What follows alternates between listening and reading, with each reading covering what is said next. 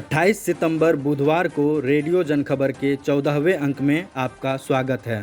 पहले सुर्खियां। देश भर में मनाया गया भगत सिंह का जन्मदिन। धर्म और जाति पर भगत सिंह के विचारों का किया गया याद। ईरान से भारत तक उठ रहा है महिलाओं के हिजाब का मुद्दा। महिला संगठनों ने कहा, हिजाब पहनना या हटाना है महिलाओं का हक। यूपी में टीचर की पिटाई के बाद गई दलित छात्र की जान। लोगों ने लगाई पुलिस की गाड़ियों को आग। बिहार के रोहतास में हुई किसान महापंचायत। खेत खेती किसान बचाओ, कॉरपोरेट लूट का राज मिटाओ का हुआ आह्वान। भारत ने ऑस्ट्रेलिया को अंतिम टी20 मुकाबले में 6 विकेट से हराया। सूर्य कुमार बने मैन ऑफ द मैच। अब खबरें विस्तार से। आज यानी 28 सितंबर 1907 को भगत सिंह का जन्म हुआ था। भगत सिंह के अंग्रेज़ों के खिलाफ लड़ाई के किस्से और फांसी के फंदे पर 23 साल की उम्र में झूल जाना सबको याद है, मगर उनके हिंदू मुस्लिम और धर्म पर विचारों को याद करने की सख्त ज़रूरत है।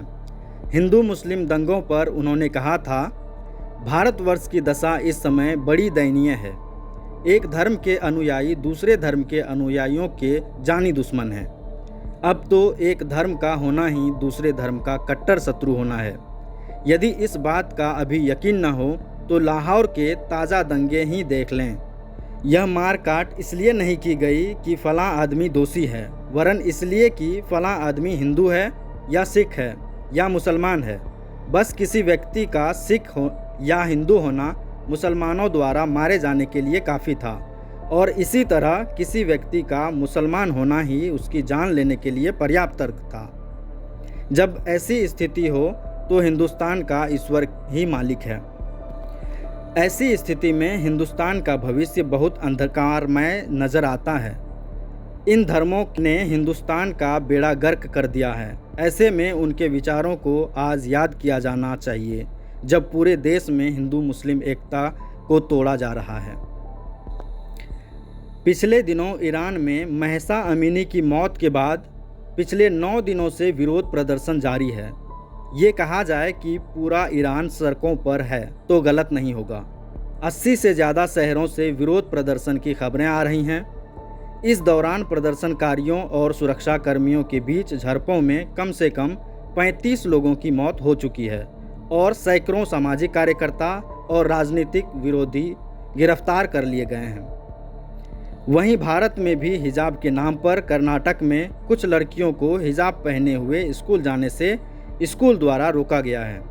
ऐसे में दोनों ही घटनाओं को देखते हुए ये समझना ज़रूरी है कि हिजाब पहनना या न पहनना महिला की इच्छा पर है, उस पर समाज द्वारा थोपा नहीं जा सकता।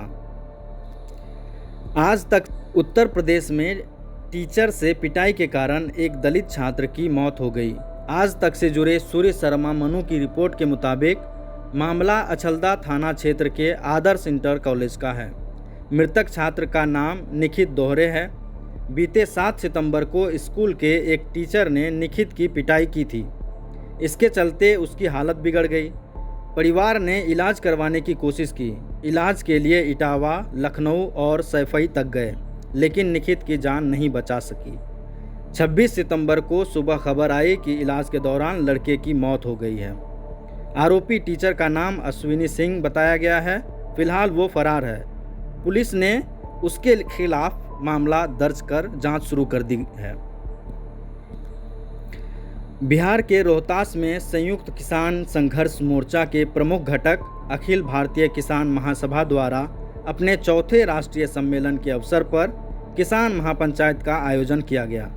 पंचायत में देश के ऐतिहासिक किसान आंदोलन के कई चर्चित नेताओं के साथ साथ 24 राज्यों से पहुंचे महासभा के 550 से भी अधिक किसान प्रतिनिधि शामिल हुए।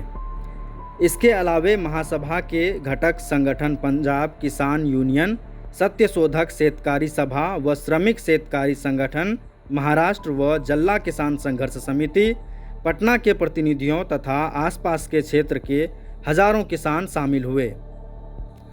खेत खेती किसान बचाओ, कॉरपोरेट लूट का राज मिटाओ के आह्वान के साथ साथ आयोजित इस किसान महापंचायत ने सर्वसम्मति से 6 सूत्री प्रस्ताव पारित कर मौजूदा केंद्र सरकार द्वारा खेती किसानी पर किए जा रहे हमलों के खिलाफ फिर से किसानों का जुझारू आंदोलन खड़ा करने की घोषणा की है।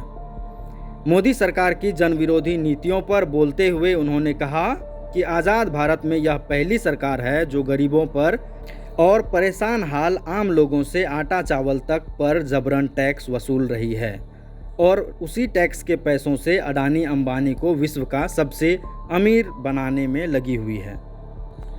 भारत ने अंतिम T20 मुकाबले में ऑस्ट्रेलिया को 6 विकेट से हराकर सीरीज अपने नाम कर ली। इससे पहले उतरते हुए ऑस्ट्रेलिया टीम ने 187 रन का लक्ष्य रखा, जिसे भारतीय टीम ने 4 विकेट खोकर हासिल कर लिया। सबसे ज़्यादा रन बनाने के लिए सूर्य कुमार को मैन ऑफ द मैच घोषित किया गया। इसी के साथ इस अंक के समाचार समाप्त। अगले अंक के समाचार के लिए मिलेंगे रविवार को। तब तक के लिए दे इजाज़त।